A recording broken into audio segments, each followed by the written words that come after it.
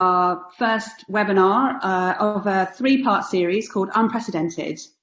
We're really pleased that you've all joined us today, really excited to take you through the research that we've been doing over the last couple of weeks. This webinar series is all about looking at some of the behaviours that have arisen during COVID-19 and the crisis on social and digital spaces, and really thinking about which of those do we think are going to persist for the longer term. It's a question that we're all asking ourselves, and so we wanted to spend a bit of time looking into this. And today's series is really going to focus on one behaviour in particular, which is how people connect with each other, how they connect with their friends, with their families, and with the wider world around them, and how this crisis has really affected that specific behaviour. So just to introduce ourselves, who we are today, taking you through this research. Myself, I'm Mobbie Nazir, I'm the Global Chief Strategy Officer, and I'm joined by Laura Oxford, who's our Global Head of Cultural Insights and has been working with me on developing all of this research and this webinar series. Do you want to say hi, Laura? Hiya, good morning or evening, wherever you are. Cool. So jumping into it, this webinar series is part of our long-standing range of thought leadership and research and insights that we do at We Are Social. We have a big research and insights team all around the world, and we've been doing a number of reports for many years. We have our annual trends report, Think Forward. We have our quantitative, massive survey across 200 plus markets into digital data and behaviours, a global digital report. And then during this crisis in particular, we've been doing a number of things. We produced a couple of months ago the Do the Right Thing report, which was really looking at the immediate crisis, how it's playing out, what consumers are doing, and how brands should be reacting to that. And we did a series of blog posts and articles called In Lockdown as well, looking at how the crisis is affecting different categories. So yeah, there's been a lot of work going on, and this is the latest in that series of studies. And the work that we do, we share it publicly, but it's also used in our client engagement. So we work with some of the most pioneering and forward-thinking brands in the world. Our clients are very global, and all of our research is really geared into how can brands take these insights and apply them in their marketing strategies, in their business strategies, and how can they use them to really understand shifting consumer behaviours and what it means for them in their business. So why did we call this research series Unprecedented? It's the word that's been bandied about during this crisis. We all got sick of hearing it within the first few days. And this chart actually is from our latest global digital report showing mentions of the word unprecedented, which have been quite unprecedented in their volume and scale. And I think it's an interesting word and an interesting, I suppose, framework to use for this series, because it really speaks to the fact that I guess so much of what we've been seeing happening in the world around us feels very new and very unfamiliar and quite destabilizing. And then there's an assumption that these behaviours that we are seeing that have come out during this period are also new and unfamiliar. But actually, when you dig into it, some of them are maybe not as new as you might think they are, and so therefore not quite as unprecedented as you might think they are. And I think that gives us some clues into which of these behaviours might persist for the longer term, because, if they were around before, maybe they're more likely to persist longer term as well. But then there are some new behaviours and some new motivations that have arisen during this period. And I think it's interesting to look into those in a bit more detail as well and see which of those do we think might persist.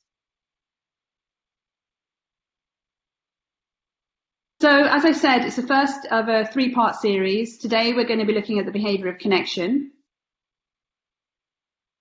Next week we're going to be looking at how are people using social media to stay entertained, and how is that shifting during this time, and where might that go in the future. And then our third and final part of this webinar series is looking at how people are using social to stay informed and educated. So those are the three core behaviours we're going to look at in the next couple of weeks. Are very fundamental to how people use social. They're fundamental to how people use social before this crisis, during this crisis, and will be afterwards as well. So how has this crisis changed the way we connect? Let's look into it.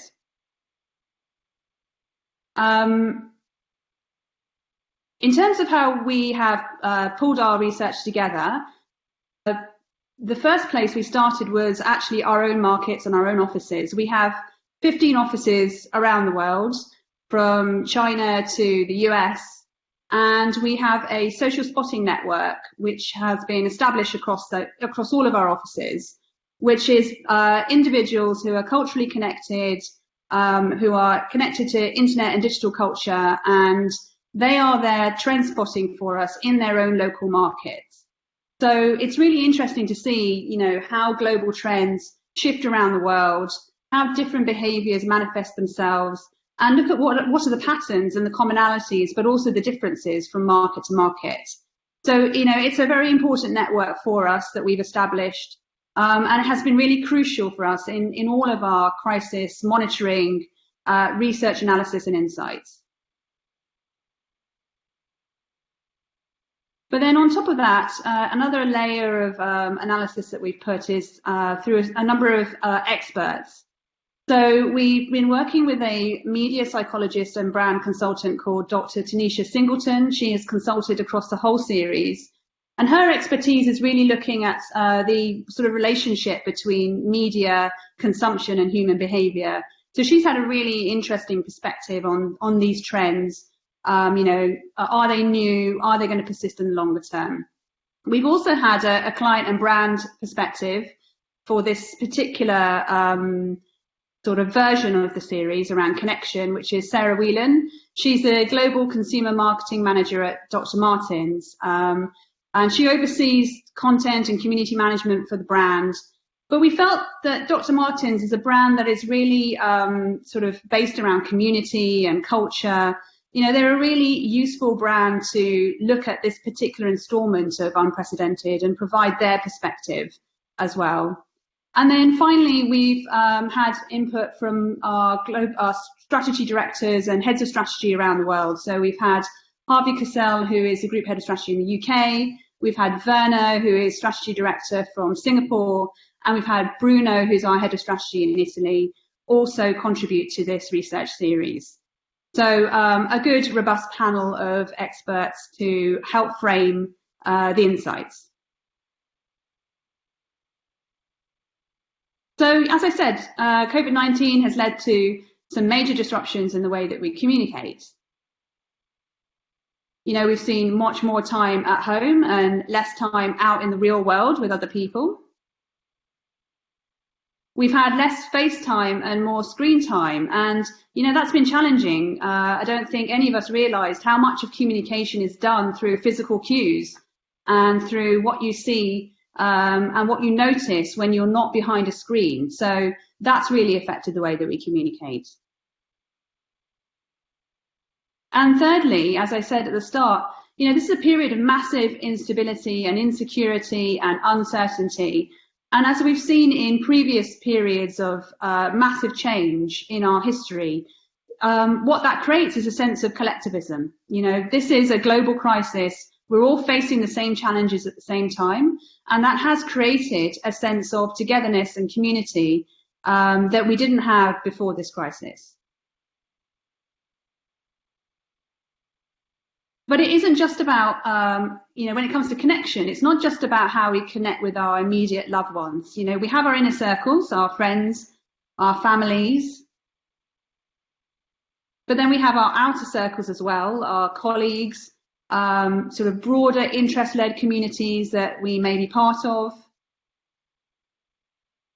And then finally, we have our wider circles, so connection to our local neighbourhoods, or strangers or people that we don't know with shared experiences. And so what we've been looking at is how has the sort of behaviour of connection shifted across all of these different circles. And this environment, we have seen a number of new behaviours emerge. When we spoke to our social spotting network, They came back with lots of different interesting behaviors that felt relatively new. But, what we want to do is think about which ones of these are temporary, which are just, relating to our current time and our current sort of situation and context, and which of these may actually signal a longer term shift. So it's really hard, obviously, to make guesses about this. We're still going through this situation. The environment is still constantly changing. We have markets who are going in and out of lockdown. We've got, spikes in cases still happening all around the world. And there's still an environment of anxiety and uncertainty. So there is a lot that is still changing and shifting. But we can start to interrogate some of the behaviors that we're seeing currently and start to make some educated guesses. So that's what we've been looking at, and we've created a framework to help us do that, which I'll take you through. So we wanted to look at the framework across two axes, and the first was looking at these behaviors and mapping them on to whether or not they really are a new behavior, or are they actually part of some existing behavior that was happening before this crisis as well? So that's the first axis. And the second axis is actually looking at why people do things. So, was this an existing motivation, speaking to something that can't be served during the crisis, and so, it's something people were doing before and it's a reason they were doing it before? Or is it actually a new motivation that has arisen from seeing the world through a new set of eyes and seeing the challenges that we're all going through, and maybe becoming more aware of some of the things that we've taken for granted in the past that we really shouldn't be taking for granted? And so, this feels like a time that we are starting to see some new reasons for the behaviors that we're taking and new motivations. And what we've done is we've mapped the behaviors across these four quadrants. And we've been able to sort of group them into themes. So the first sort of set of behaviors are amplifications. So if it's an existing behavior, something people were doing before, an existing motivation, then, it's basically an amplification of something that was already happening. It may be happening more now, but it feels like that's a relatively temporary thing that, we're seeing an exacerbation in these behaviors. And also, around existing motivations, if you look at new behaviors, these are actually what we're theming substitutes. So it's something that you wanted to do previously, but you're doing it in a new way because you can't do it the way you used to do it prior to the crisis. So you substitute a behavior. And then on the other side of this matrix, we have the groupings of behaviors and trends that are aligned to new motivations. So the first one we have is what we're calling adaptations. So these are existing behaviors, but new motivations around them. So there are adaptations of things that we were doing previously. And then the final category we have are deviations. So these are new motivations and new behaviors, so new responses to reasons for why we're doing things and doing them in an entirely new way as well. So we call these deviations. And just to try to bring these to life, we're going to use some very widely reported food trends, just to give you some examples of things that sit in these different categories. So first of all, let's think about home delivered groceries. Now, obviously, that is something that was happening, way before the crisis. It's an existing motivation. It's convenient. But we have seen an amplification of this during this crisis. But it feels like that is possibly a temporary thing. And then we have substitute behaviors. So we have things like digital supper clubs. So before the crisis, you'd go out to a restaurant, you'd meet your friends. But now you can't do that. And so you're substituting this behavior by setting up online spaces where people can meet together and eat food and share food and socialize in the way that they used to do. But this isn't, this is not a new motivation. It's a substitution of something that people were doing before. And then we have adaptation. So something that fits in this category is immunity boosting foods. So it fits into an existing behavior because it fits into that broader trend towards healthier, more conscious eating. But it's a new motivation because during the crisis, people have felt like they want to protect themselves against a virus. And so immunity boosting foods is the adaptation to that existing behavior. And then finally, we have a deviation, which is restaurant meal kits. So that is, it's a new behavior. Restaurants were not doing that before. I mean, the food that they have and they serve is their own intellectual property. And it's a new motivation because people want to be able to eat out in the way that they used to eat out. But there are new motivations around restaurant meal kits. It's learning to cook like a Michelin-starred cook. There's so many more things that are sort of coming into play here that it doesn't feel like it's just a substitution of an existing behavior. It does feel like it's something new and a deviation. And therefore, it feels like it's something that, could potentially persist more longer term. So where we get to is that, behaviors that we map on the right-hand side of this matrix are the ones that speak to new motivations. They may be existing behaviors or they may be new behaviors, but the fact that they speak to a new motivation is what makes them feel like they could be longer term behaviors. So what we've done is we've looked at all of the trends around connection that we found through our social spotting network, and we've mapped them across this matrix, and we've seen where they sort of sit across, is it an existing motivation or a new motivation, existing behavior or new behavior? And that helps us give us some insight into which of these may be longer term. So we're going to go take you through that now, and I'm going to hand over to Laura to take you through this section of the presentation. Fabulous. Thank you for the introduction. Excellently presented by Mobbie. So yeah, let's dig into the actual behaviours that we've kind of surfaced as the most interesting from the recent months. So first up, we have public spaces. So this is all about the fact that people have been replicating the feeling that they get from public spaces with strangers through social and in digital spaces. So before COVID-19, third spaces were a really important part of how we socialized. So third spaces are actually a sociocultural term coined by sociologist Ray Oldenburg. And they're defined by a lack of ownership of space that maximizes shared comfort. So a Starbucks or a bar, somewhere which is neither home nor work for either party, so that you can meet together and have a truly comfortable social experience.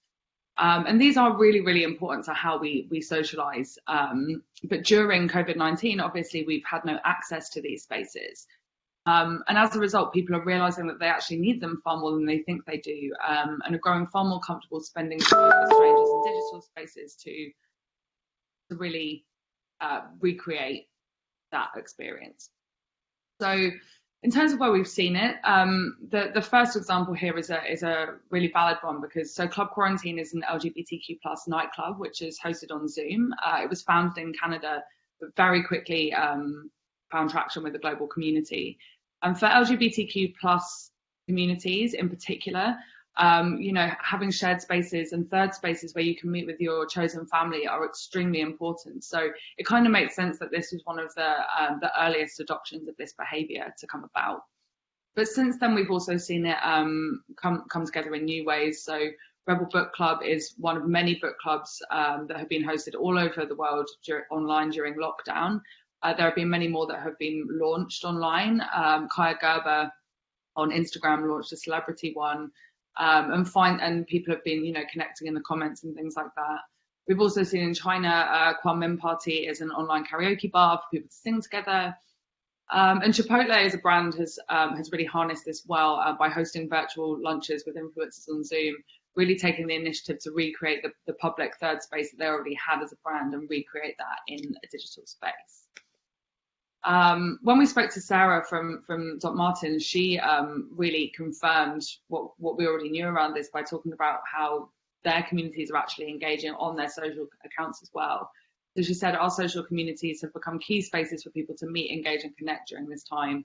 They saw a significant increase in conversations happening on their channels, not just between the brand and the consumer, but actually consumers connecting with each other. It's been really interesting to see like-minded individuals start relationships and internet friendships in the comments of Instagram posts. So during this time, we're really seeing there's been a unique opportunity for these kind of spaces to foster community. So in terms of where we place this, we put public spaces in the substitute space, just about. Our panel certainly agreed that it's a new behaviour across the board. But the reason it's quite close to the y-axis is because there are kind of multiple ways to look at this. So the most obvious one, I think this is true, is what Harvey was saying, which is that this is replacement behaviour. People are looking to replicate something that they can't currently do, replacing IRL with URL. Is it for good? Probably not, because inherently we will always go back to physical spaces. And I think even now that the British economy is starting to open up a little bit, we're really seeing that people are, hungry to get back into those public spaces in real life. But then on the flip side, I think it's a very interesting point from Tanisha, and this is why it's so close to the y-axis, is that Tanisha says that these tools are replacing public spaces now, but post-COVID and post-vaccine, they could be remodeled, not to replace public spaces, but to complement them. So over this time, what she really talks about is that we have a rare opportunity to really understand the formula for what makes an incredibly engaging digital space. And after this is over, we'll be able to recognize how tech can be an enabler of these experiences when we need it to be. So what this means for brands in the short term, before we get a vaccine for any products launching towards the end of this year and the beginning of next, there's an opportunity to make tactical use of this behavior. And it will continue to be useful until that vaccine comes around. But in the new normal, there will still also be opportunities for brands whose products and offline spaces already facilitate a social element to recreate these spaces online, whether that's a community like Sephora's beauty community recreating more experiential digital spaces, or whether it's, any other brand as well. Next, we have Intergenerational Media. So this is about people connecting with their families by merging their media habits, because we've really seen an overlap in the first wave.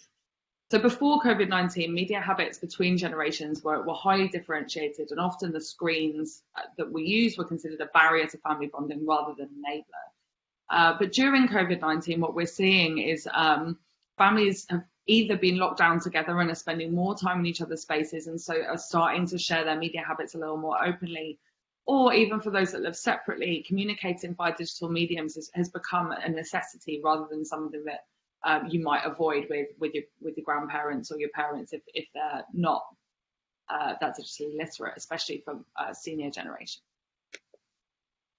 So in terms of where we've seen this, it's been playing out in a ton of different ways. So across Europe, there have been a few massive studies which show that families are really coming together around the family hearth of TV, a very kind of nostalgic thing where terrestrial TV has kind of blown up as well.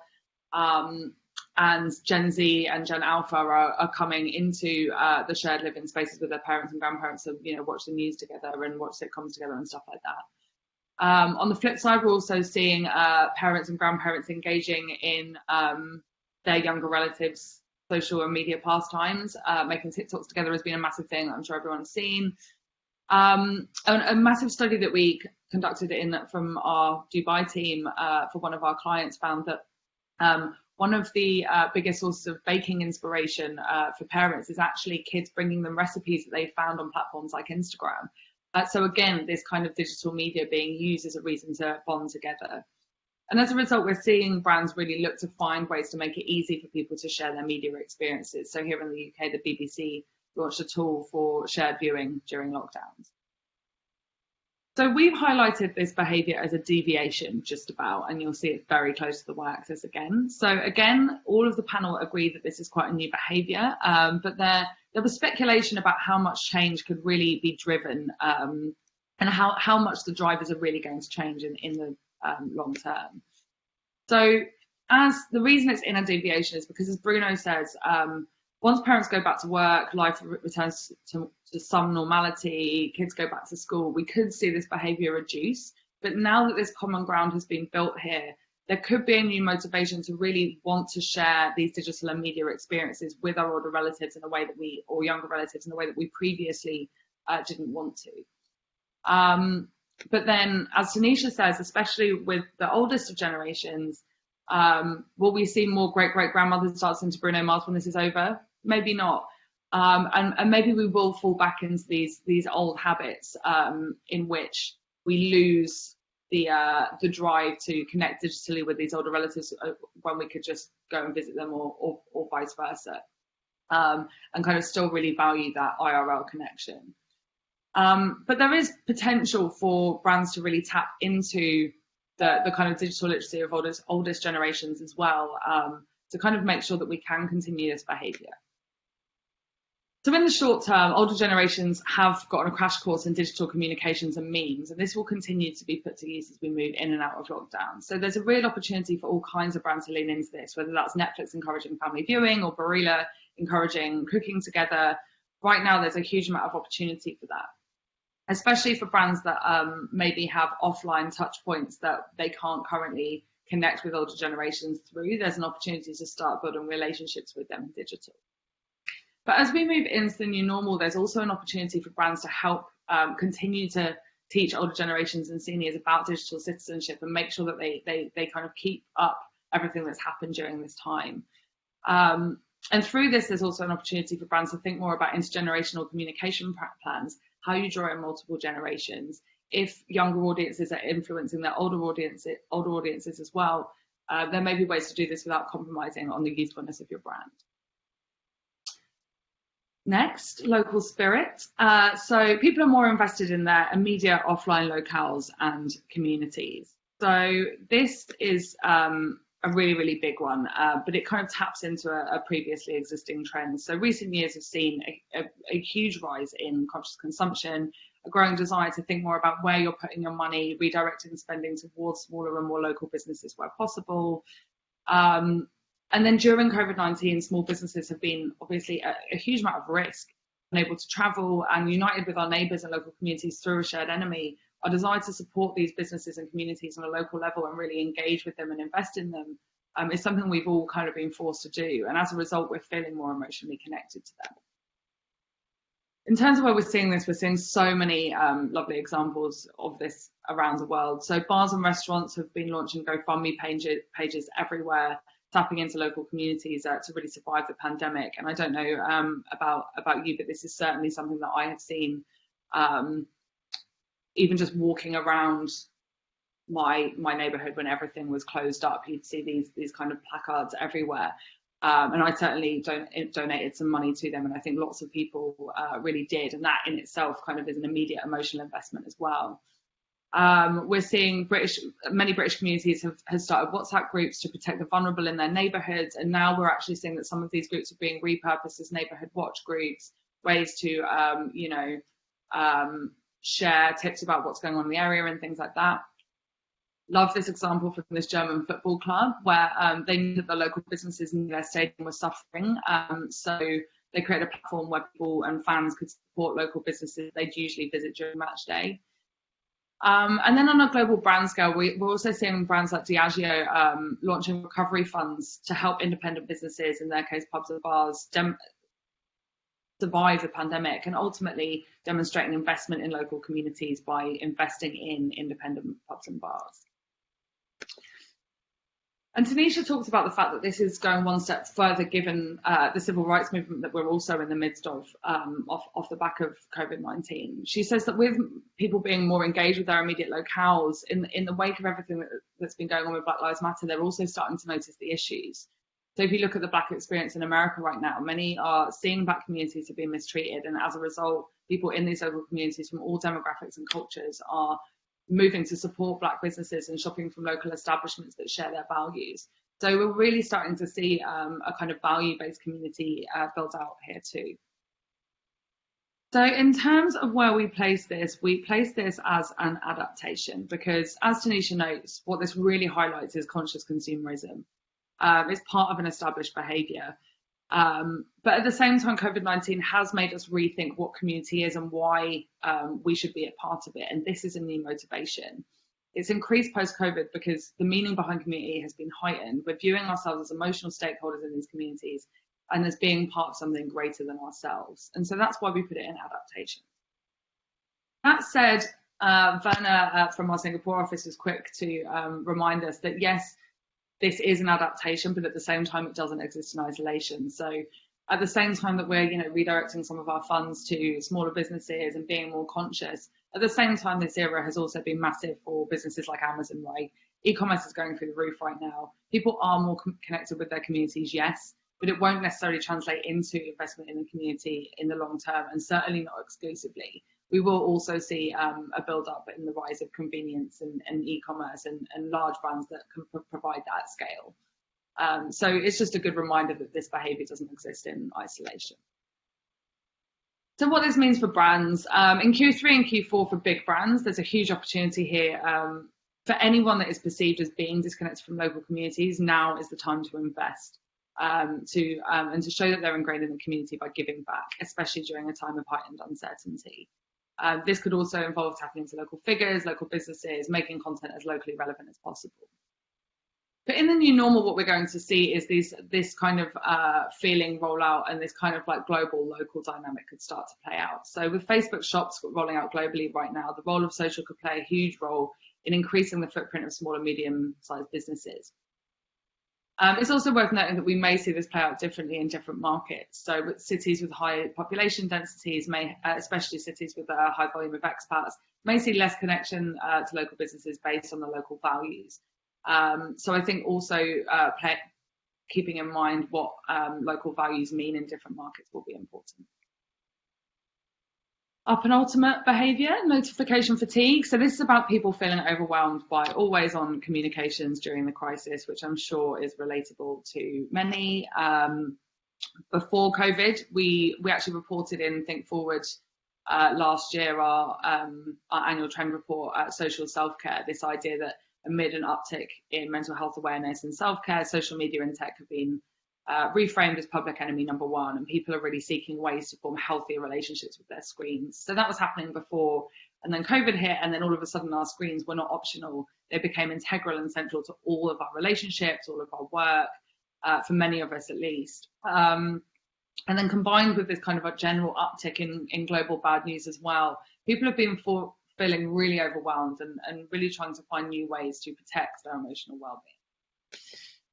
So where we've seen it, I think one of the biggest drivers of this has to be the uptick in the use of the word doom scrolling, which just is so emotive and feels so relevant to so many people's existences. Just this feeling of being unable to stop scrolling through bad news and just this constant like need to engage, but then also feeling quite overwhelmed and wanting to switch off. We're seeing people feel fatigued by video calls, whether that's work meetings on Zoom or hangouts on House Party or webinars like this one right now.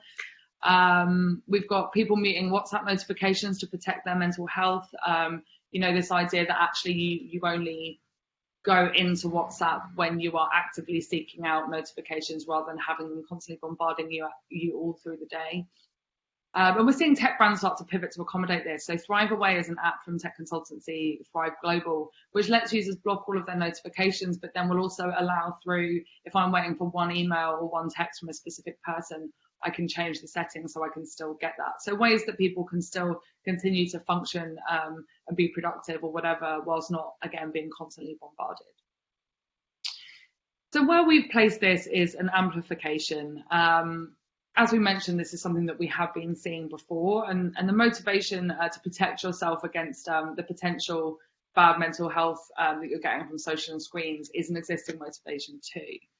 Tanisha says there are so many emotions happening through our screens right now. You're in a work meeting, you're reading about police brutality, then you're at virtual happy hour. It makes some of us feel busier than we were before.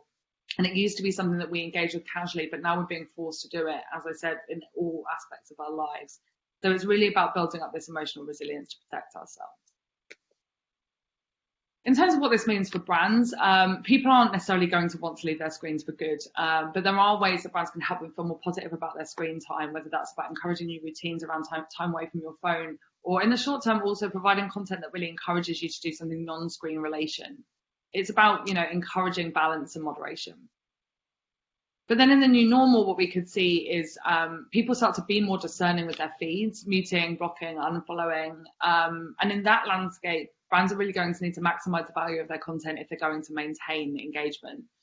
There could also be more opportunities. You know, the whole look up from your phone, put your phone down thing can sometimes be viewed as quite paternalistic. But I think as we, certainly as we emerge out of this crisis, people will be more engaged with those narratives. And so, lastly, our last trend and my personal favourite, mobilized fandoms. So this is really about the fact that whether you're a sports fan or a K-pop fan, fan communities are really getting radicalized right now. Before COVID-19, fandom had wielded a huge amount of cultural clout, especially in the last couple of years, with fans really figuring out how to coalesce into these tight-knit communities, which they can band together and make this shared voice, which is really loud, to make themselves heard when it came to their interests. But during COVID-19, they've been galvanized by a landscape which is ridden with a heightened sense of anxiety, political unrest, fan communities realizing that they can actually wield that power differently to affect real social and political change offline as well. So where we're seeing this is something we've been seeing throughout the crisis, like right at the beginning, when Italy was in lockdown, Chiara Ferragni's very global following clubbed together to raise 3.3 million euros for Italian healthcare services. We've seen Harry Potter fans mobilise to speak out against J.K. Rowling in light of her controversial tweets around trans rights, which were happening against a backdrop in which trans people have been losing their healthcare rights both in the US and the UK, and it's been a huge era of political turbulence for them. We've seen K-pop fans mobilise against racism online, whether it's through sabotaging Trump rallies or flooding All Lives Matter hashtags.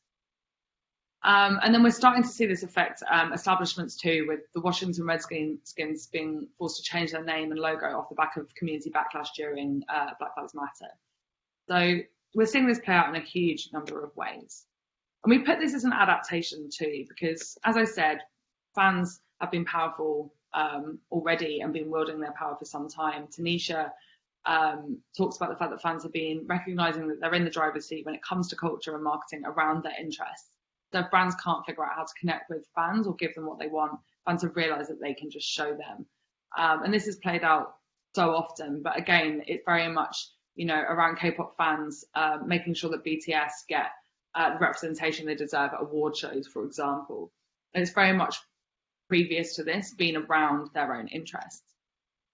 But in the wake of the disaster, what we're seeing is that people want to be better and to put more positivity in the world, especially young people.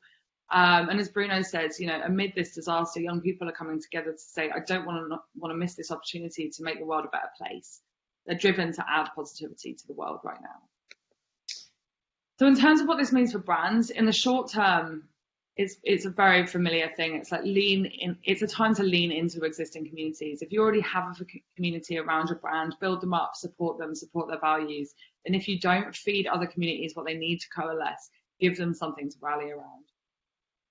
And in the new normal, what we're really going to see is kind of brand purpose supercharge. Brands in these communities will need to play a role and stand with their community. We've been saying this for a long time, of course, but previously it's felt quite lofty. Whereas now what we're seeing is that brands have a real opportunity to tap into their own communities and use their consumer voices and fans to generally bring about change in the world. So Sarah had a really amazing perspective on this, where she said, you know, people expect brands to have an opinion, you have to have a point of view, and you cannot sit on the fence. And it won't just come from the brand, but it will have to be something that you collaborate with your community to figure out together. That will become core to how you figure out what your brand purpose is. It will no longer be about being like, we decide we stand for this. It will be something which will be partially dictated by your consumer base. So to recap, we've got public spaces, people recreating the feeling of public spaces with strangers in digital. We've got people connecting with their families by merging their media habits. We've got people feeling more invested in their immediate offline locales and communities. People feeling overwhelmed by always on digital communications, and fan communities mobilizing to make the changes that they want to see in the world. So when we see these all mapped out here, it becomes quite clear which ones are the most interesting. So really, I just want to spend the last couple of minutes before we move into questions, And if you haven't already, any you have, please do tap them into the box. Talking about what unites the three newest and most promising developments that we're seeing in communication behaviour. So really what we're seeing is a shift from passive connection to conscious connection. These behaviours point to more active forms of digital communication, whether it's more actively engaging with your neighbours in immediate locales, whether it's more actively engaging with your family in digital, and even with mobilized fandoms. Really what's been central to a lot of the movements we've been seeing has been around this idea of, we can't just speak to each other in our echo chambers anymore. Advocacy means going beyond having easy conversations with people who already agree with you and moving beyond that to go to the difficult conversations with the people that maybe don't understand your point of view. It's a departure from the more passive forms of communication that our social feeds have long enabled. Our feeds are related around our kind of we curate our feed so that social updates come to us and we don't need to go and ask our friends how we're doing. You can send a like without actually having to talk to someone. Algorithms decide what to serve us, and we've become very used to this kind of passive lean back experience. But during the crisis, we've been forced to use digital to connect in every aspect of our lives. And in doing so, we've realized that when we do lean in, digital communications can make a hugely real and tangible impact on our offline relationships and experiences. And in the wake of that realization, we're seeing this shift play out in new and exciting ways already. So Share the Mic Now saw celebrities who have disproportionate influence actually lean into that influence and repurpose it for the people that really need it. Even the Free Britney movement, we've seen meme admins for years during Britney's conservatorship, post-90s throwbacks and not really much else, whereas now we're seeing people lean in to really engage with the reality of her experience as a human being rather than, a 90s icon. And then on TikTok, we've also seen hashtags like Let's Talk About It emerge, which are intended to provide safe spaces for people to provoke healthy debate around matters that are really important. And that's it. So any questions? Mobbie, I think you were on question duty. I am indeed. Great. Thanks for that, Laura, and thanks for all the questions that have been coming in. Some really interesting ones.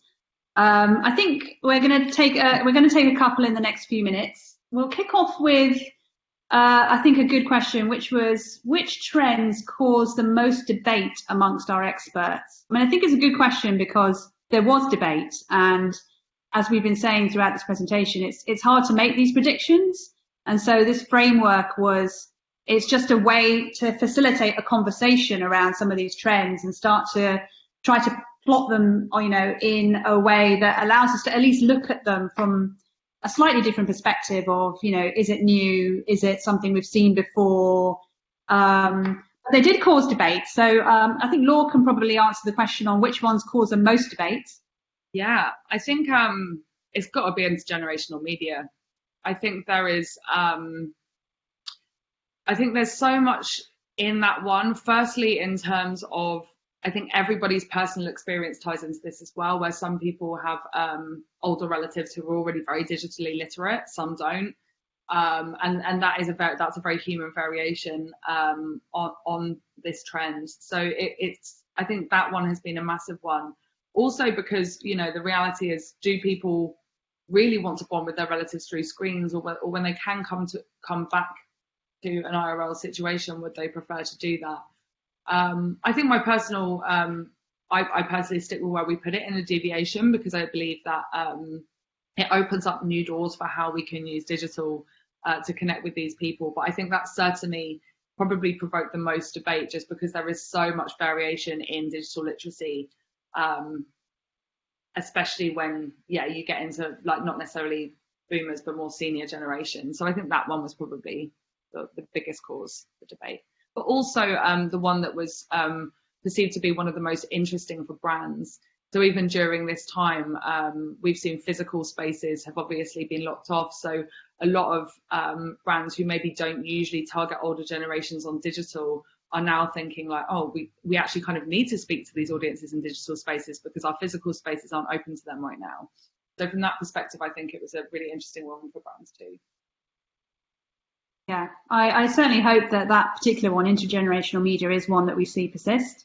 I think it's really important for society generally, for us to be able to see the opinions and to be able to be inclusive of different generations, you know, in these spaces. I think it's incredibly important. We have, I think this is one of those ones where society has really noticed something that was missing. And I think it's hard to go back from that, really, to be more inclusive of older generations and to, you know, to sort of see their contributions coming to the fore. I think it's been brilliant. Another question I wanted us to discuss it's just flicked off my screen. Let me get it back. Yes. It seems we've seen a regression in practical, environmentally friendly behaviour like reusable cups, etc. And new single-use products like masks have popped up. Has COVID-19 stimulated, the question keeps jumping off, anti-sustainable behaviours that last? So I think that's a really interesting one, isn't it? And I don't know, I'll jump to you, Laura, in a second, but my perspective is that I think temporarily we did see some anti-sustainable behaviours, but more recently we are seeing a lot of conversation around, you know, the impact of all of this on our beaches, on our sort of sea life. And we are sort of seeing a lot more awareness being raised of things like reusable masks, you know, using your own clothing and what you've got at home, washing masks. We're seeing coffee shops are still accepting, you know, your own cups. And so, you know, I feel like there was maybe a temporary blip in this, but I feel like that conversation was well embedded before this all happened. And where we can now, we are going back to, you know, how can we live through this and still be as sustainable as possible? Totally. What are your thoughts? Yeah, I mean, to build on that, I think that it's been a very interesting, polarizing time for that, because, as you say, on the one hand, we're appreciating nature more than ever. I think anyone who lives in the city, especially, is suddenly like, I've never wanted to go into nature more. And I think there have been so many narratives around environmentalism, but then at the same time, as you say, there's been a lot of usage of single use. I think in the beginning of the crisis as well, there was very much like a bit of a splurge, where I saw this this study which was saying that comfort food spiked for the first month, and then health foods really kicked in after that, right? So it's like when the crisis first came about, I think everyone got a bit sloppy, or a lot of people got a bit sloppy in terms of like, you know, we're going through this collective trauma. We're all like at home on the couch every day. There was this real sense of kind of like letting everything hang out for a bit. And I think against that backdrop, a lot of bad habits probably snuck back in as well. But then in the face of it, especially as we're returning to normal and we're really appreciating the little things in life, I think we'll very quickly see a rebuilding of any kind of temporary faltering in those sustainability behaviours. And as Mobbie said, I think they were so embedded before. I think it's more likely to be a blip than something which is a long-term thing. Yeah. So the next question I'm going to pick up, because actually we've done a lot of work in this area. So the question is, do you have any perspective on how the world of dating and our ability to connect in that way has been affected? So yeah, we've been looking at that in quite a lot of detail. So I think Laura can answer that really well. Yeah, totally. I mean, it's a very funny one. I think what's been fascinating has been seeing how much dating apps in particular have adapted to try and very much leaning into that first behavior, the public spaces behavior, to really try and facilitate other ways of meeting people in digital spaces that still enable intimacy in different ways. So, you know, I think Tinder's following in the footsteps of Bumble now by introducing video chat, which was originally a safety feature, but now serves all of these other purposes. So I think we'll see this spur an evolution in dating apps. But also what I think is the most interesting has just been the amount of risky behavior that's been going on around dating, even and it's been happening a lot in other areas of life, like sport as well, where there have been a lot of people who really wanted, like young people who miss football, like breaking into local stadiums in order to play. In the same sense, dating has almost become something where there's been a lot of kind of risky behavior going around. And I think what we're also seeing, something that we've been seeing throughout the crisis has been this nature of kind of virtue signaling, how prepared you are, how conscious you're being, and so on. And so I think within this time frame, we're going to see people really start to match up with others who share their level of anxiety. If you're both very anxious about the pandemic, it's more likely that you would go on a date with that person now. Whereas if someone is very anxious and someone else isn't, they're much less likely to be a match at this point. So I think we're going to see any people that get together during this time be kind of finding compatibility with a whole new dimension around hygiene and cleanliness and kind of health, I guess.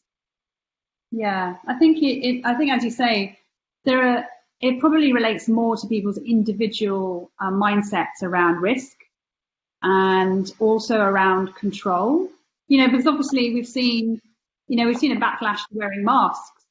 And I think those are the sorts of things that, they're very personal, how people feel about their behavior being controlled. And dating is obviously a social behavior. And now we're asking people to control that in certain ways and manage that in certain ways. So people's behavior around it is probably dictated to their personal situations. I'm sure, we can segment people according to their attitudes to risk and attitudes to control. And then that would probably dictate how they behave in a dating situation as well.